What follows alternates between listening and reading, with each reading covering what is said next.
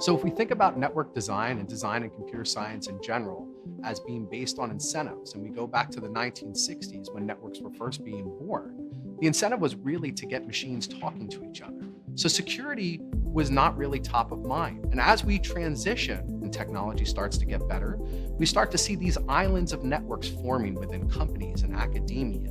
In the early 90s, the internet starts to hit a critical point where there are enough disparate networks connected together that something useful on a global scale can be done. And we start to see things like SSL and cryptography come into play where useful transactions can happen. And so what we see is a push for every kind of business, both small and large, to start connecting to this global platform.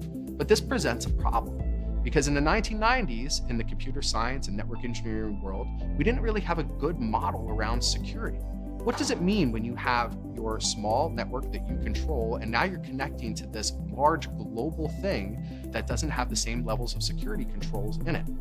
And so what people did at the time is they looked back on classic security models that had nothing to do with computer networks. And we kind of settled on this notion of a castle and a moat.